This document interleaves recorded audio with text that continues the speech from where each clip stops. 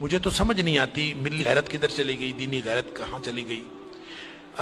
ہم پتہ نہیں زندہ ہیں، ہمارا زندہ رہنا جرم ہے اگر ہم ان کی مدد نہیں کر سکتے۔ ایسی کوئی بے حس اور بے غیرت قوم بھی کبھی ہوئی ہوگی؟ ہم نے تاریخ میں بے غیرتی کی بڑی داستانیں سنی ہیں۔ اللہ تعالیٰ قرآن میں فرماتا ہے وَمَا لَكُمْ لَا تُقَاتِلُونَ فِي سَبِيلِ اللَّهِ، اب تمہیں کیا موت پڑ گئی ہے، اب کیوں نہیں لڑتے تم اللہ کے راستے میں؟ وَالْمُسْتَضْعَفِينَ مِنَ الرِّجَالِ وَالنِّسَاءِ وَالْوِلْدَانِ الَّذِينَ يَقُولُونَ رَبَّنَا أَخْرِجْنَا مِنْ هَذِهِ الْقَرْيَةِ ظَالِمِ أَهْلُهَا، پوری دنیا پر ظلم کی داستانیں ساری دنیا دیکھ رہی ہے۔ مسجد اقصیٰ کو آگ لگا دی گئی ہے، ہماری بچیوں کو، بہنوں کو، بیٹیوں کو وہ اپنے گھٹنے کے نیچے لے کے بیٹھے ہوئے ہیں، تصویریں سوشل میڈیا پر شیئر ہو رہی ہیں، بچے چھوٹے چھوٹے قتل کیے جا رہے ہیں، کسی کو غیرت نہیں آ رہی۔ مجھے تو یوں لگتا ہے یہ ہماری نمازیں، ہمارے سجدے کیسے قبول ہوں گے؟ ہم جو مجرم ہیں جو آرام سے بیٹھے رہیں، کیا کریں؟ بے بسی کی انتہا ہے۔ میرا دل یہ کر رہا تھا کہ میں پاکستان کے جو حکمران ہیں، اگر 58 اسلامی ملکوں کے حکمرانوں کو تو ہم کچھ نہیں کہہ سکتے، اپنے ملک کو حکمرانوں کو تو کچھ کہہ سکتے ہیں کہ حکمرانوں اور فوج کے سپہ سالاروں، اگر تم ان کی مدد کر سکتے ہو تو کرو، ذمہ داری تو تمہاری ہے۔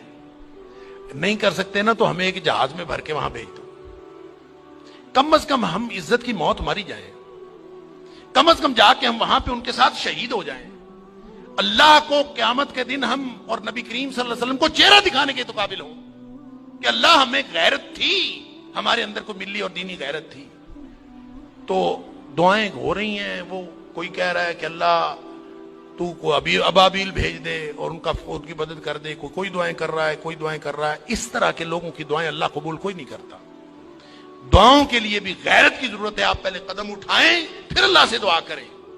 وہ بیچارے ساری ساری رات وہ لڑتے ہیں ان کے سامنے، دعا تو ان کی ہے، اور اللہ نے یہ آزمائش میں سمجھتا ہوں ان کی نہیں ہے، وہ تو جنتی ہیں، وہ تو انشاءاللہ بخشے ہوئے ہیں۔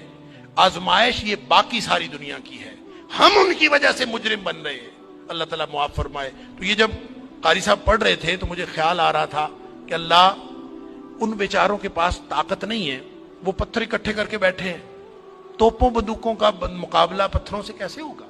یا اللہ تو ابابیل بھیج دے، اور تو جس نے ابرہہ کو اور اس کے لشکر کو تباہ و برباد کر دیا تھا، اللہ اس دور جدید کے ابرہہ کو جو ہماری مسجد اقصیٰ کو تباہ کرنے کے لیے آیا ہے، اور پوری ملت اسلامیہ دہشت گرد پھر مسلمانوں کو کہا جا، بدبخت پوری دنیا میں بدترین دہشت گردی کرتے ہیں، اور پھر بات کرتے ہیں مسلمانوں کی دہشت گردی کرتے ہیں۔ میں تو سمجھتا ہوں پورے 58 اسلامی ملکوں کو اعلان جنگ کر دینا چاہیے، لڑتے لڑتے مر جانا چاہیے، اس زندگی سے وہ موت بہتر ہے۔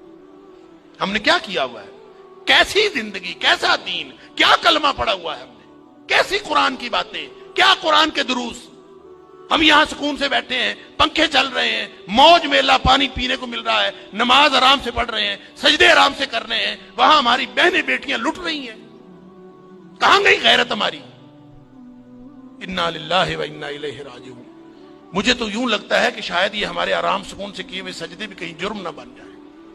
اللہ تعالی ہم سب کو معاف فرمائے۔